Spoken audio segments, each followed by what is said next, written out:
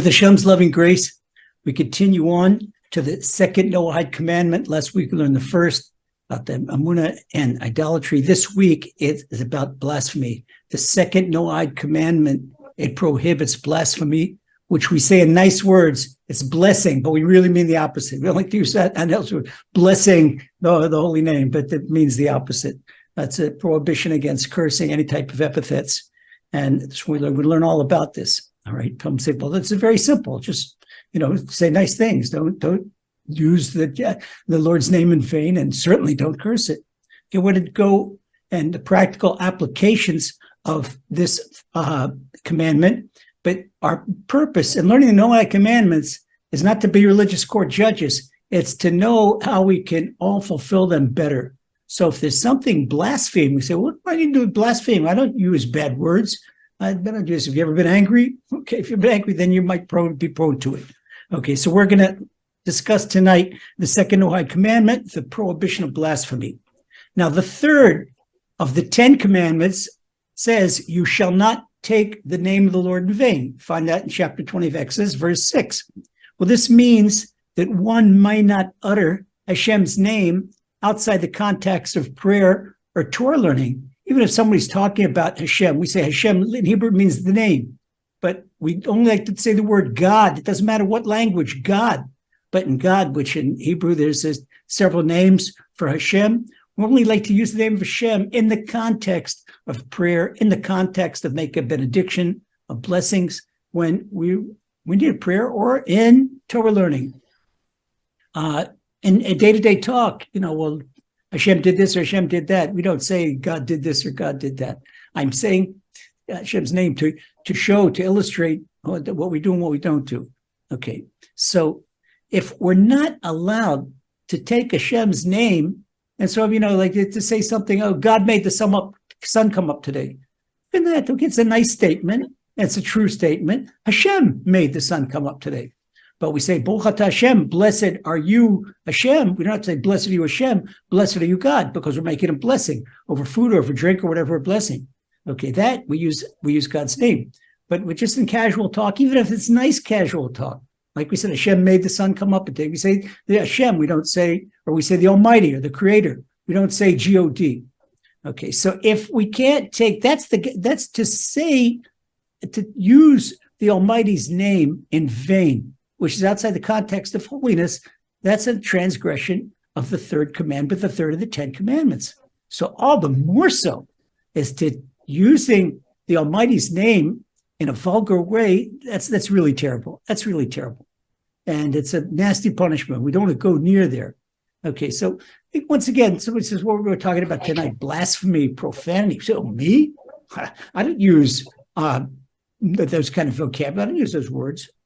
Well, maybe you're thinking that, okay, this commandment, it's for people that spend their time in bars. It's for sailors in the French army. It's not for me, because I speak nicely. I speak politely. I don't use four-letter words, heaven forbid. So maybe you think the commandment is superfluous. And a decent person asks himself in his mind, who in his right mind would blaspheme? Who in his right mind would use the Almighty's name in any less than a irrespectable or a complimentary manner? Okay, so who could be so blatantly insolent? I mean, what we say in Yiddish, chutzpah, to curse the Almighty? What, are you crazy? The answer is too simple. If a person, you ever seen a person lose his or her temper?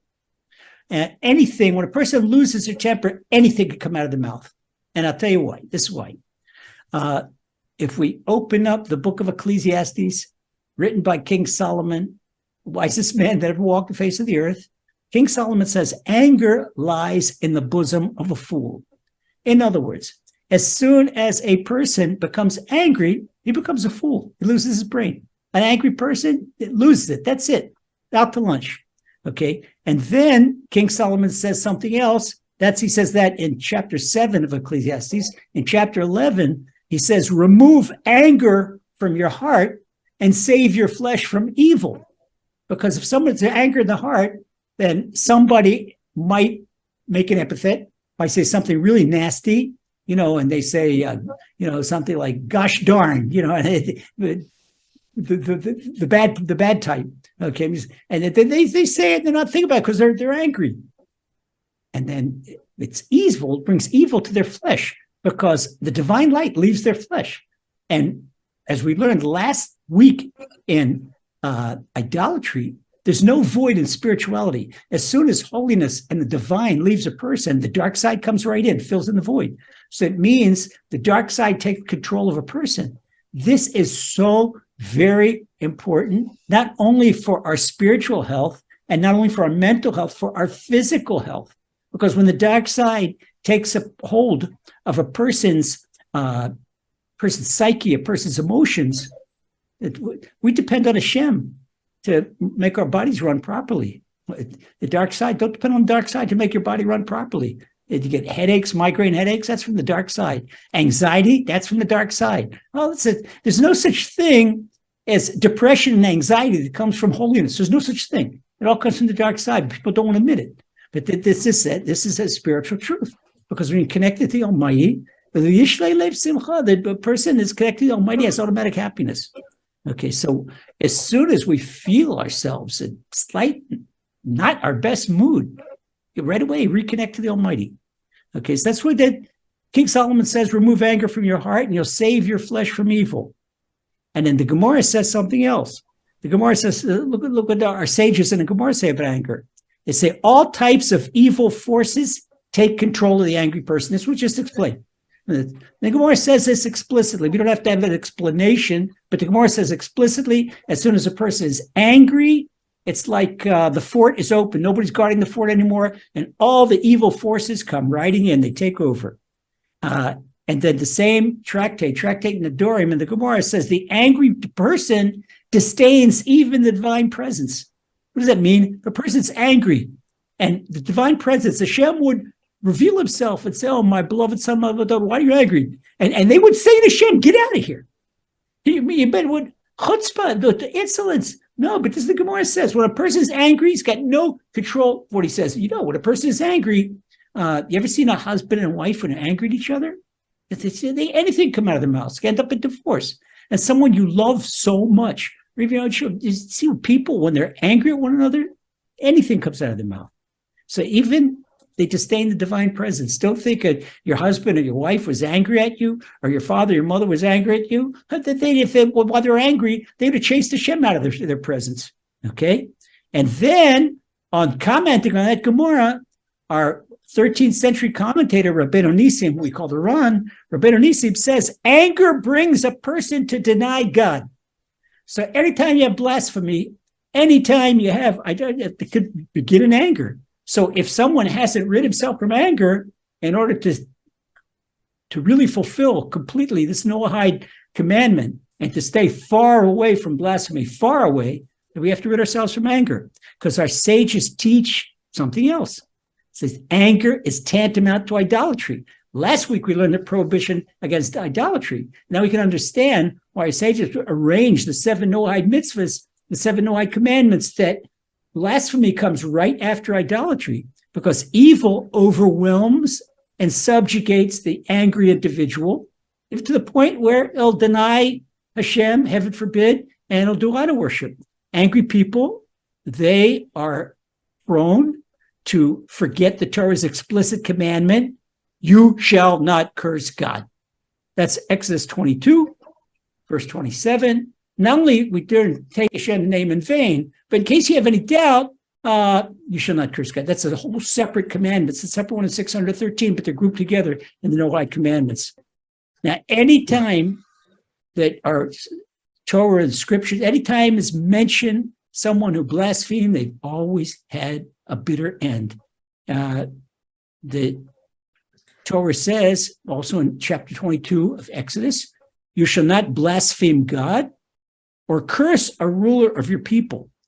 And the Ramban, Nachmanides, he explains that this is explicit passage that prohibits blaspheming the king in heaven and also has appointed king on earth, like King David. He was the anointed king. Samuel the prophet anointed King David. Okay, we don't have an anointed king today, but a person is not allowed to curse a spiritual leader, person that represents, have the great of the generation, the past generation, and Rabbi Chaim Kanievsky. The person can't do that. It's a bad thing, because people who are in the forerunners of teaching Hashem's Torah, they have to respect them like we respect Hashem.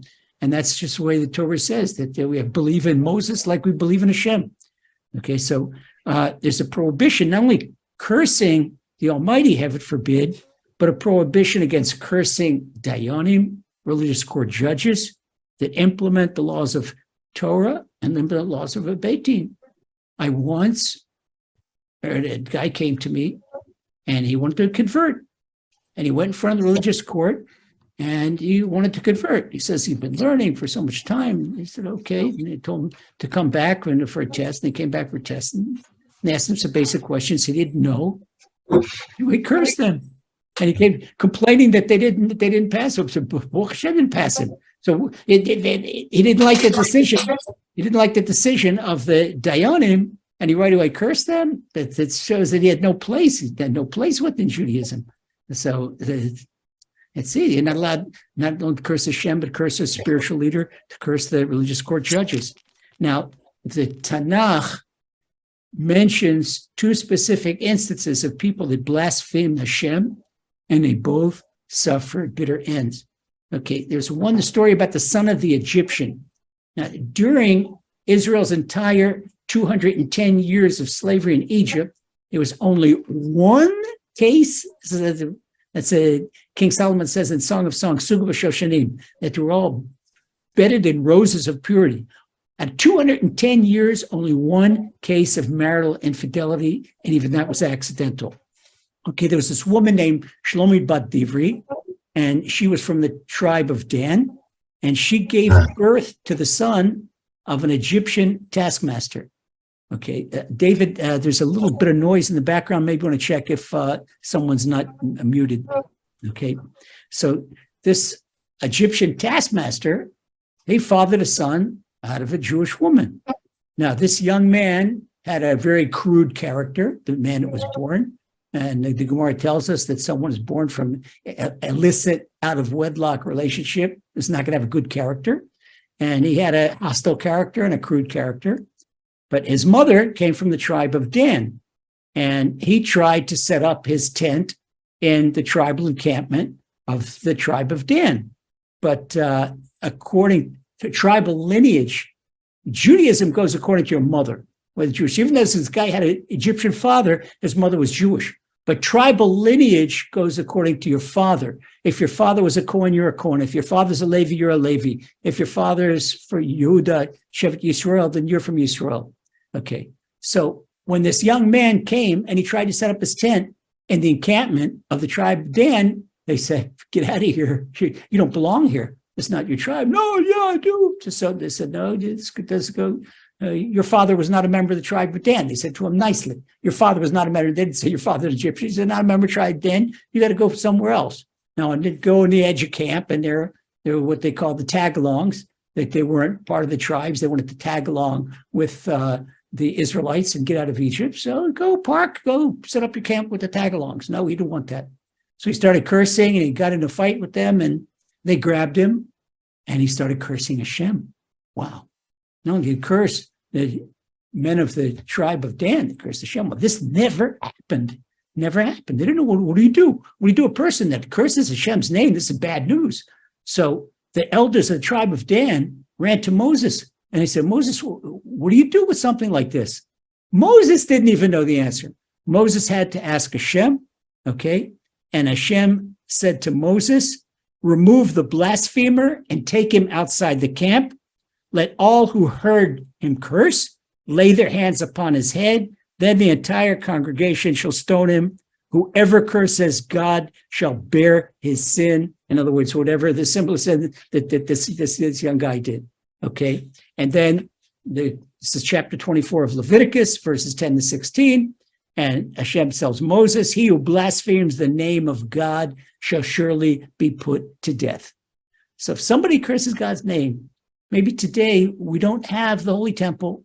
and we don't have Mashiach, and we don't have the anointed king of Israel, but a person don't think you can get away with it.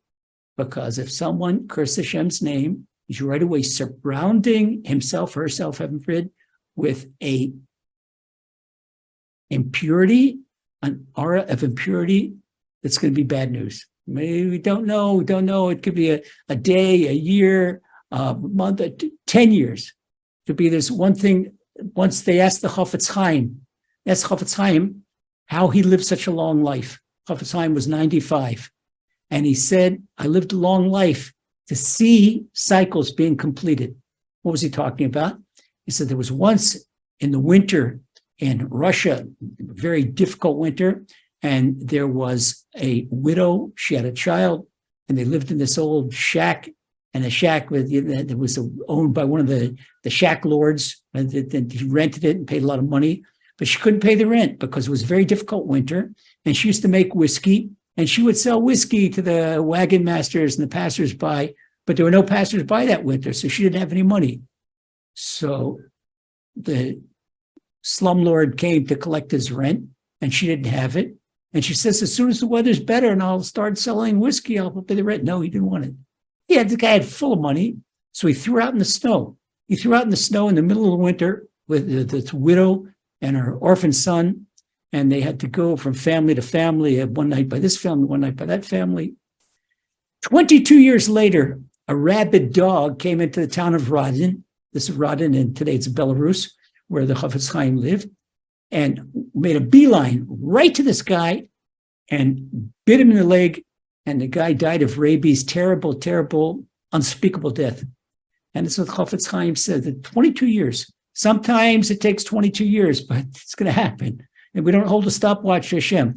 When somebody uses Hashem's name in anything other than a respectable manner, it's bad news. If someone has ever done that, it'd be best to ask Hashem for forgiveness very quickly and make a solemn promise to do their very best never to do that again. Never do that again. Work on their anger, never curse, and stay far, far, far away from that. Because it's one thing. My accountant, Vision Serchasi, has an expression in Yiddish. He says there's no, I don't know what they call it, that there's this white paste that in the days of the typewriter, before word processors, that secretaries used to wipe out the mistakes. And in Hebrew, it's called T-Pex. But he says there's no T-Pex up in heaven. Things Hashem doesn't forget things. They're all remembered. Okay, so this young man whose mother from the tribe of Dan, he was stoned to death. Hold it. Someone else. Let's look at another personality with someone you all know. Maybe not everyone's familiar with the young man from the tribe of Dan. It was the first account in history, recorded account that somebody cursed Hashem. We open up the book of Samuel 1, there's Samuel 1 and Samuel 2, and look at chapter 17.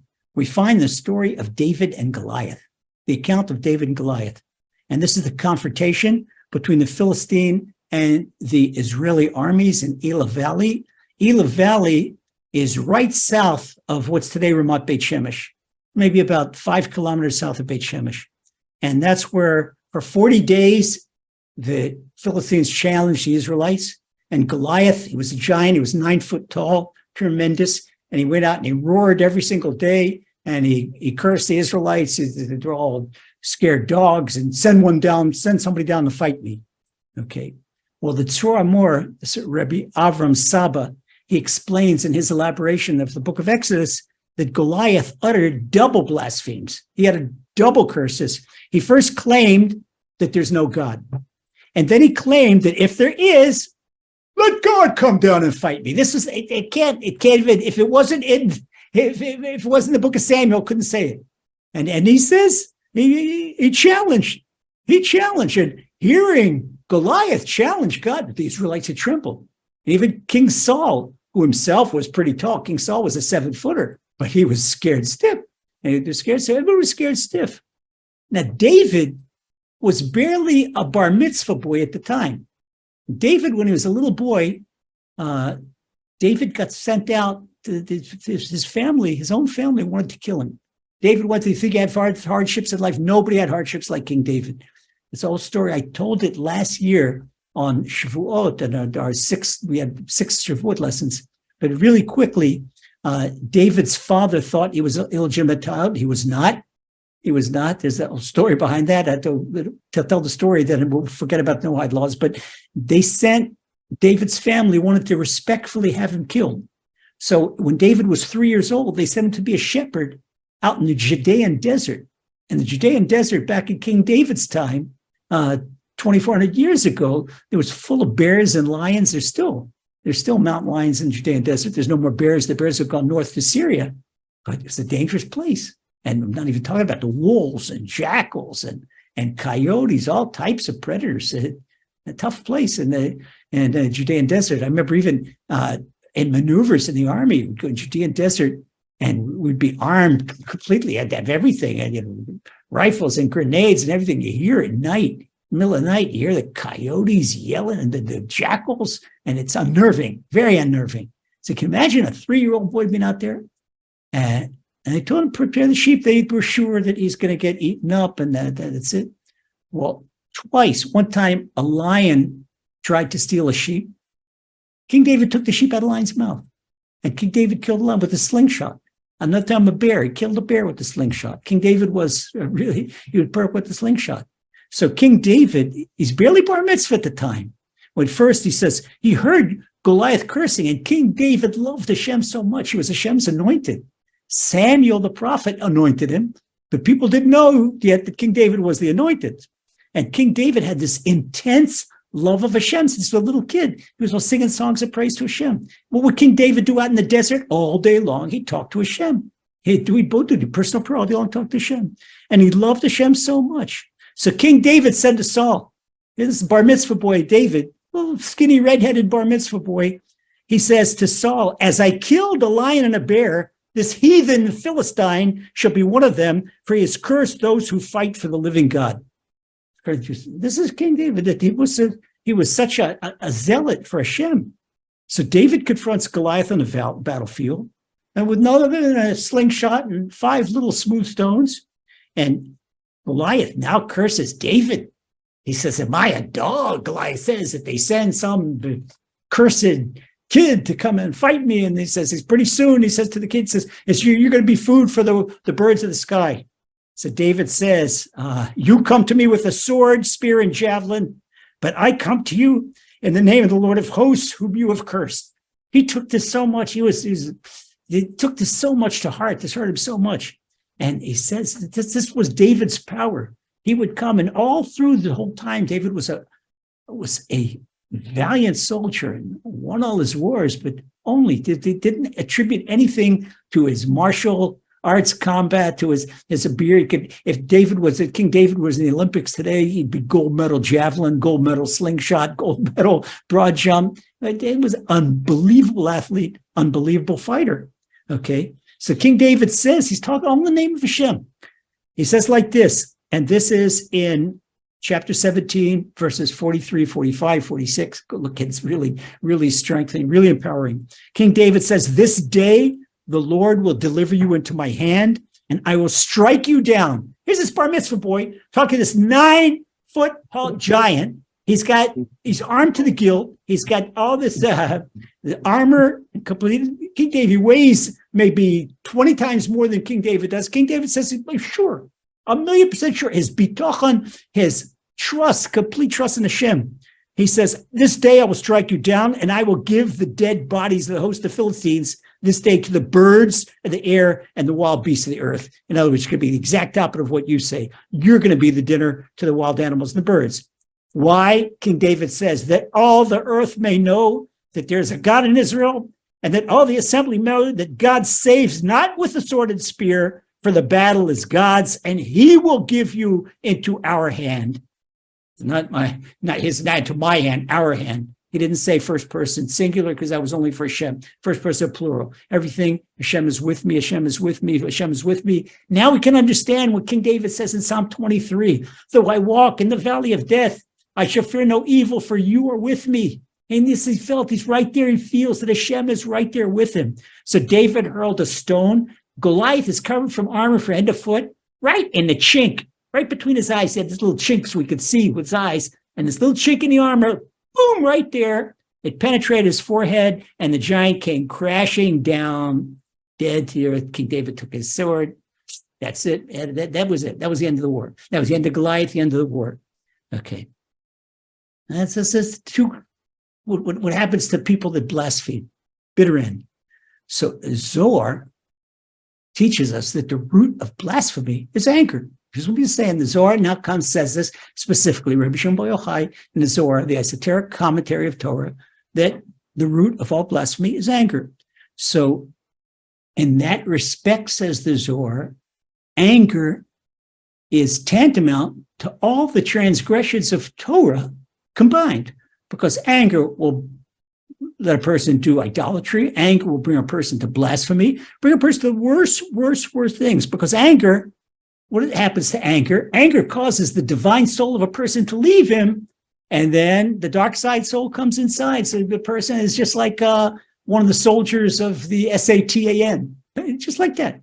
Same soul, same thing, will do anything. Now, since our lessons are practical, we're not accomplishing our goal by just learning the laws of blasphemy. We've got to uproot any. If we have a 1/10 of 1% chance of getting angry or blasphemy, we have to uproot this. We have to uproot this. And there's two things that lead to anger and to the blasphemy. Excuse me. And that's anger and arrogance. Anger and arrogance go together. What is anger? Anger is the greatest anti-emuna statement a person can make, because the angry person says that he or she doesn't like the way Hashem runs the world. That's Hashem runs the world. So they think they think they know better than Hashem. That's arrogance. So anger and arrogance can bring a person easily to blasphemy. So, like we explained once again in the previous chapter, and we try to make the previous lesson. We try to make each lesson built on every other lesson, like we're building a building from the foundation on up. And that's why we have a definite order, because it's built on the previous lesson. In last week's lesson, we learned that just like in physics, metaphysics is the same thing, that there's no void in the world. So when a person's divine soul picks up and leaves, then the impure soul from the nether spiritual world is going to fill the void, because there's no vacuum. And that's what Kabbalah's called the dark side. And that enters a person, heaven forbid. So the angry person not only severs himself from Hashem, but the angry person connects to the regime of evil forces. So once the dark side seizes control of a person, he or she is prone to unlimited anger, which unfortunately manifests itself in profanity, blasphemy, and a lot of people, because of anger, they've lost families, they've lost their jobs, they've lost their spouses. And we don't want to go there, because we all want to be good people. And certainly all of us that we're learning together, we want to be good people. And we want to strengthen our divine souls, like doing good stuff, charity and assisting other people and dealing honestly in commerce. Heaven forbid we should do something dishonest. But a moment of uncontrolled anger, it can wipe out the spiritual gains of years. And just imagine that you've got this glazier, master glazier, and it takes him 3 years to build this fine crystal chandelier, and it's on his work table. But if he's not careful, with one shove of the elbow, boom, it goes off and it's smithereens on the floor. 3 years of work. And this is the way we're working on ourselves, and we're going to get closer to Shem, and to strengthen our Amunah, and to strengthen our Bitachon, to get closer to Shem. But one shot of anger, and then it's blown. It's difficult to correct. The damage of 1 second sometimes takes years to correct. Stop and think, and especially I tell this to guys, because women, women remember insults from 26 years. A guy may hit his friend in the mouth, and then they make up, they're drinking a beer together, and 5 minutes later, and they're friends. Not a woman. If a husband says something bitter to a woman, she's going to remember 26 years later. Okay, so got to be very, very, very careful. Very careful. Now, there's one thing. What's the difference between spiritual purity between a live person and a dead person? A live person becomes spiritually pure. A dead person loses purity, becomes ritually impure. And an angry person is similar to a dead body, because the difference between a live body and a dead body is the divine soul. So when the divine soul leaves a person, the dark side soul comes in, then spiritually they're like a dead body. And why? Because the dead body doesn't have a divine soul, and an angry body doesn't have a divine soul either. So atoning for anger, it's a lot more difficult than atoning for other serious misdeeds. So how many times, just stop and think, how many times have you heard angry people use Hashem's name in an uncomplimentary way? That's anger. I'm not saying anything new to anybody. And it doesn't matter what language it is. It doesn't matter whether someone's Arabic and they say Allah, or English, God, or German, or Gott. It doesn't matter. It doesn't matter. Okay. So take the blemish of an average misdeed. Look at average misdeed. Somebody did something wrong. Okay. Somebody said a little white lie. All right. Somebody like, we're not supposed to lie. We're supposed to tell the truth. Okay. But that's like putting a dent in a new car. All right. So you got a little dent in your fender, and you go to the body shop and they fix it and cost you a couple of bucks and you're finished. Okay. Brand new. So prayer, self-evaluation, and a resolution to try harder. These are the components of tshuva, of penitence. Okay. For a normal transgression, fine. I'm sorry, Hashem. Sorry I did this. I'm going to try my best not to do it anymore. And I'm really embarrassed about it, but Hashem, help me. Okay. Finish. That's it. That's it. You just fix the dent in your soul. Okay. But anger, the type of anger that leads to cursing and blasphemy, it's like a car with a blown engine. And that needs that complete new overhaul or a new engine altogether. That's the difference. Because correcting the damages of anger and correcting the damages of cursing, that's tantamount to revitalizing a dead person. So in order to regain the divine soul, a person's got to do a major spiritual overhaul. Put it in. So, okay. If you've got an anger streak, don't lose heart. Okay, that's what we're here to get better. Strength in the moon is going to do the job. So now let's talk about uprooting the root of anger. If somebody's got anger and somebody's prone, let's say, a short fuse, okay, what do we do? If a person doesn't believe, suppose a person doesn't believe in God, God's an atheist. Okay, if he doesn't believe in God, then, hey, mister, what are you cursing the holy name for? If you don't believe in it, want to curse something that you believe in, curse I don't know, basketballs, baseballs, curse zebras, curse camels. That's why would somebody curse a unicorn? They don't believe in a unicorn or something they don't believe in. So if someone doesn't believe in Hashem, but they use Hashem's name and curse it, that is the worst kind of evil. That is just what our sages call that evil of the heart. Somebody to use Hashem's name and they don't believe in it, they think they can curse that. That means if you ever hear someone do that and they call themselves an atheist or agnostic, yet they curse, got an evil heart. Guaranteed.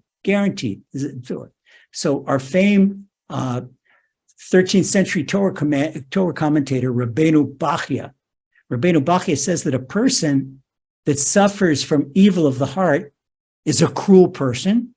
And I think he just said got a cruel mouth, is a cruel person because he lacks cognizance of Hashem. That's why I didn't believe in him. So he also fails to anticipate the unfortunate outcome of his misdeeds. This is Rabbeinu Bachya. If you want to talk about real spiritual psychology, it's our sages. They didn't need the faculty of psychology. You could look at these writings are 900 years old, and they knew exactly what's going on. Some person like that, you got to stay far away from a person like that. Okay, so now suppose a person does believe in Hashem, and a person does believe in Hashem, and that person does curse. Okay, so that means that they're denying that everything Hashem does is for the best. So in that case, you got to go back and review our book, 3 Words of Emunah. And in that case, the angry person, he's making a statement that he or she doesn't like the way Hashem runs the world. Because in our first principle of Emunah, we learned that he alone, Hashem alone, does and will do everything. So if someone doesn't like something, they don't like what Hashem's doing. And that is what we learned last week. That is tantamount to idolatry. But on the other hand, what's it mean, a happy person? Person with a smile on the face. Happy person says, no matter what, I like the way Hashem runs the world.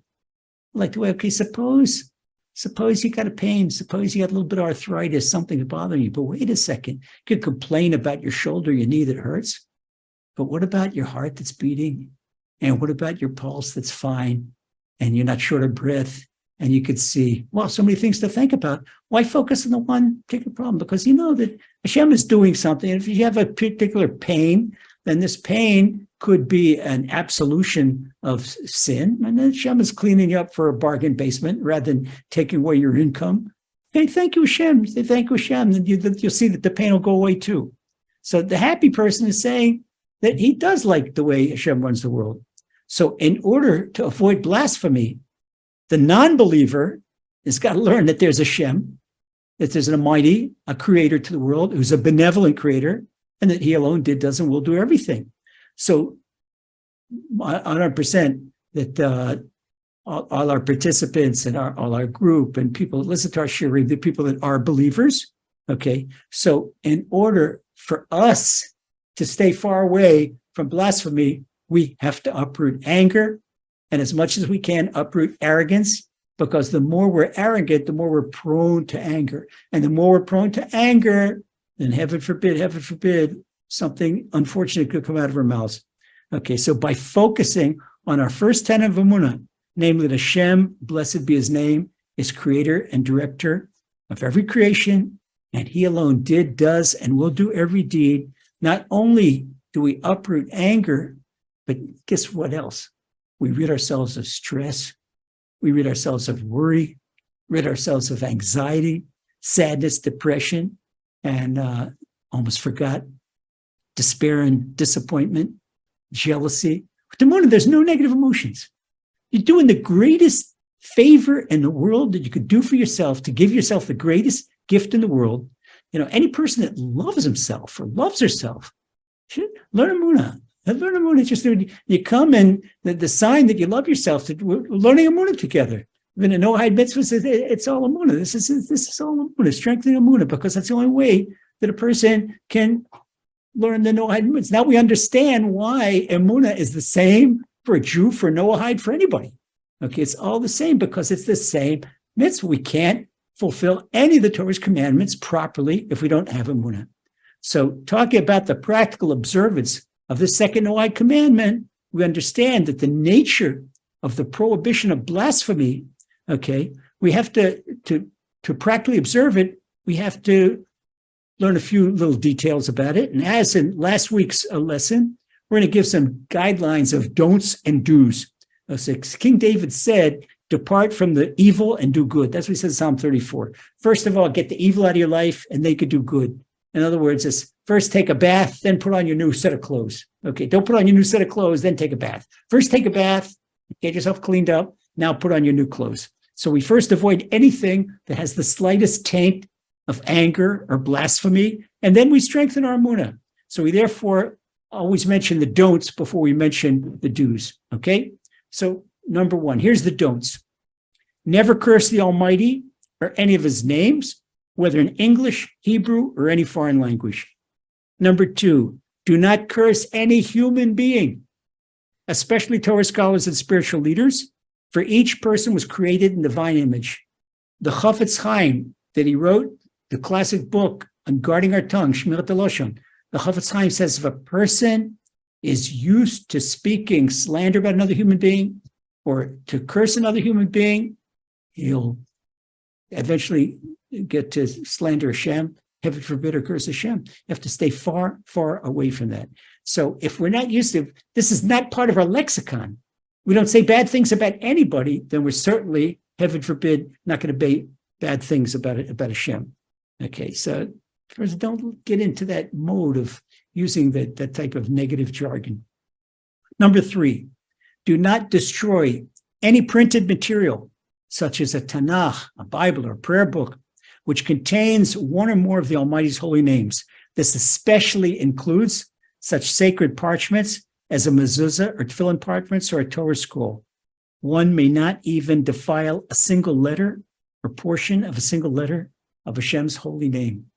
And it's amazing. I prepared this I went out, especially Wednesday afternoon before our lesson, do personal prayer and ask the Almighty to guidance in giving the lesson, blessing and giving the lesson. And it's a big responsibility to bring this light. And I was in the edge of town, was the last bus station as you leave Ashdod and go the direction of Ashkelon.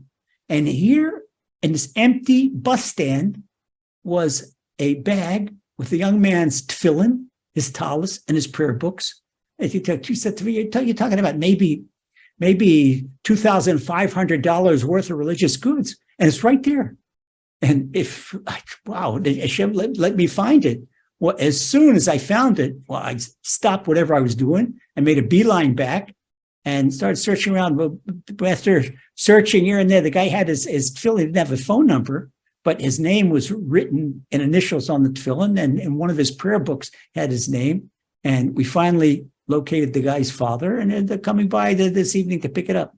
But this is something, some of Hashem's name, tefillin, and the tefillin has 42 of Hashem's holy names, 21 in the head and 21 in the arm. And this is something, it's so unbelievably holy. And you see something like this, and it's amazing. There's no happenstance. Just in the day that we're talking about respecting Hashem's name, that I was able to find what happened was that the guy the bus was urging to get on the bus fast, and he had just a few babies and helping his wife and suitcases, and he left his tefillin on the bus bench. And Baruch Hashem, and I'm glad Hashem let us find it. It's another mitzvah of Torah. This is another mitzvah of Torah. This is one of the 30 mitzvahs that the Noahides could do, is to return a lost item. Returning a lost item is a command of Torah. Okay, Baruch Hashem. So we very, very, very have to take good care of any printed material that has Hashem's name on it. Number 4, a person under all costs must refrain from swearing. Swearing falsely, especially swearing falsely in Hashem's name, is prohibited.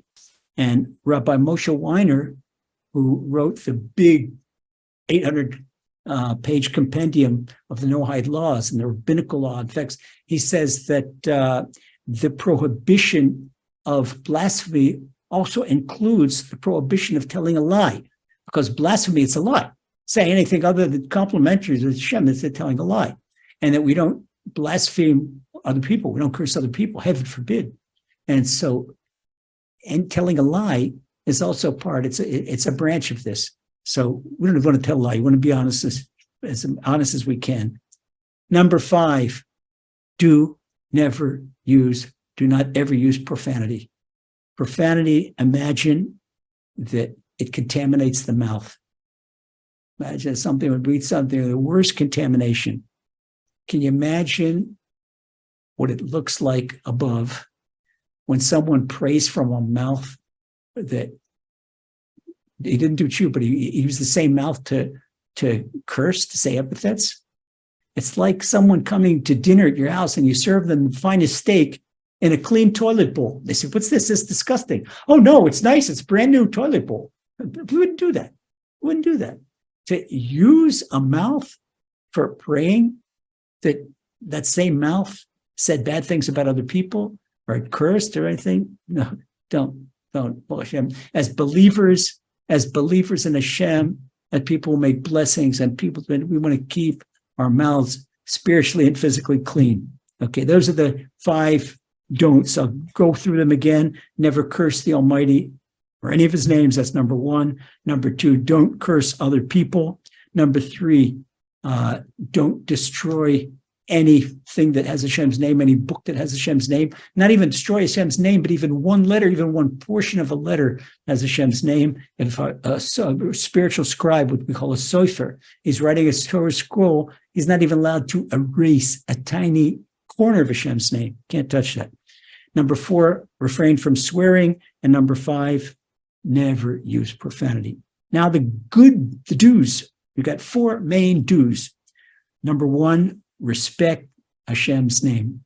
Number 2, honor God and hold him in highest esteem. It doesn't matter to do that. It's easy. Put your hand on your heart, and that's him beating your heart right now. Thank you, Hashem. Thank you, Hashem. Thank you, Hashem. That's Hashem operating our lungs right now. Thank you, Hashem. Thank you, Hashem. I'm not going to hold making my life force every moment of life. Not thank Hashem. Okay. So number 3, we use God's name only in the context of prayer and benedictions. Otherwise, as we learned tonight, it's better to refer to him as Hashem. And number 4, we do everything we can to enhance our personal relationship with the Almighty. That's Emunah. Because not just Emunah believing in him, it's a personal relationship with him. Because the more we get to know Hashem, the more we love him. And the more we love Hashem, this Noahide commandment is going to be automatic done. So when there's Emunah, there's love of Hashem. And where there's Emunah, there's no blasphemy. And B'ezrat Hashem, next week, we're going to continue on our 3rd Noahide commandment. Tomorrow night is Shavuos. Everyone should have a lovely Shavuos holiday, and we look forward to seeing you next week.